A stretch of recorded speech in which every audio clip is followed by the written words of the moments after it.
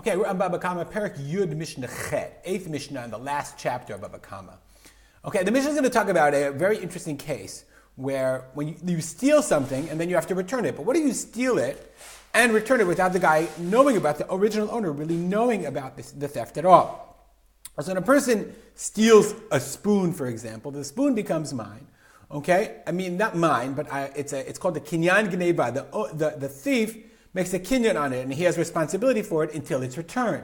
So what's considered a chazar? What's considered if I put it back, and then I put it back in the guy's house, and the lightning strikes and destroys it? So is that considered chazar? Does he have to know or not?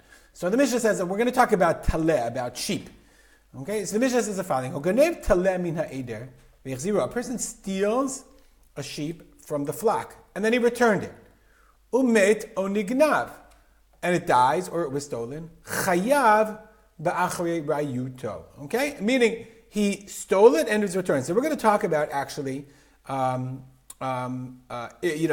the owner, did the owner know about it or did not know about it? Meaning he stole something, okay? He stole it without the owner knowing about it, and then he returned it. Now the question is, did the owner know about it or not? So he has to, the Kahati assumes that it's talking about a case where he returned it without the guy knowing about it, and so therefore, chayab b'achar yuto, meaning I stole it. In order to do achazara, you, the owner, have to know that I returned it. And until then, if the animal dies, it's still mine, it's still the ganav's, and the ganav is responsible. Therefore, chayab b'achar yuto is responsible for it, achar yut, for its well-being, for replacing it.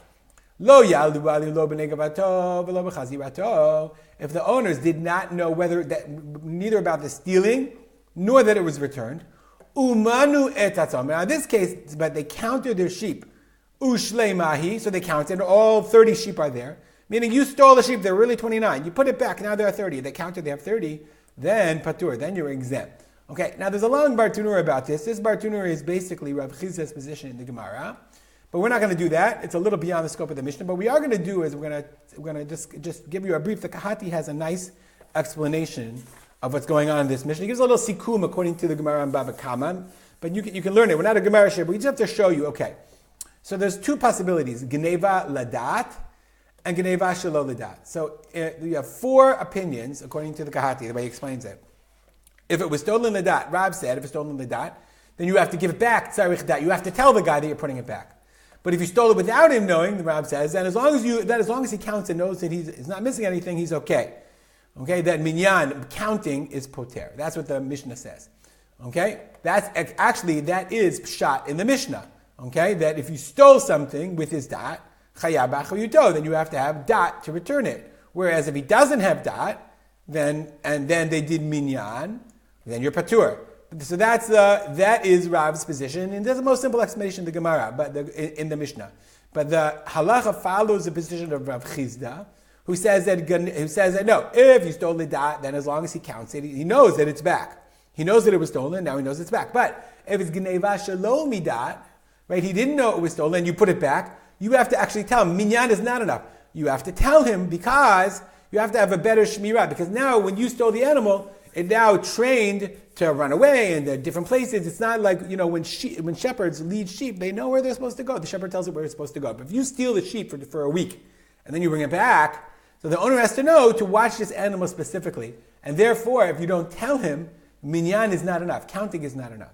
Shmuel said, minyan is enough either way, whether whether he knows you stole it or not. And Rabbi Yochanan says, gneva ladat, minyan poter. As long as he counts and he knows that he has enough, then he knows he got it back. But if you stole shalom midat, he says, Rabbi Yochanan says, afilu minyan, you don't have to do anything at all.